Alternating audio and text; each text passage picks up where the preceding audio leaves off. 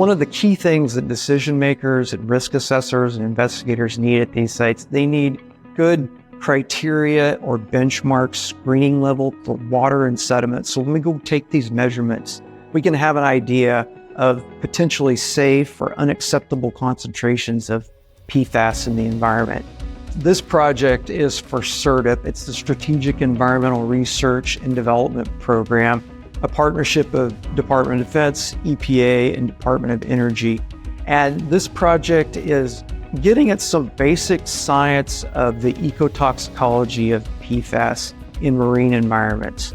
There's not a lot of data on the toxicology of PFAS to aquatic life in saltwater systems.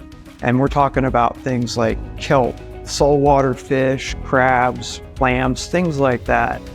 Most of the work that's been done has been focused on freshwater animals. And there is a big difference between a saltwater animal and a freshwater animal when it comes to a lot of chemical screening levels and benchmarks, toxicology type things. But what our research has been finding so far is saltwater critters just aren't as sensitive to freshwater critters. So if you're using a freshwater criteria and applying it to a saltwater site, you may end up spending more money and time and focus. And our research so far is saying, well, yes, we definitely need this information.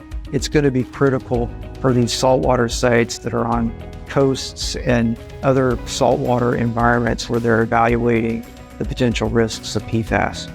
So we're generating data for basic toxicity tests for a variety of different marine organisms, again, to identify those safe and potentially not safe levels in water and sediment. We're also looking at bioaccumulation because we want to be able to understand how these animals take up PFAS from the environment. That's also useful for other types of investigations that we do at these sites. And the benefit to SERP is that we're going to end up with a lot of good information that we get to the site managers, the eco-risk assessors, the investigators, the regulators at sites that need these benchmarks, that need these data to really, again, make good decisions on investigations at sites.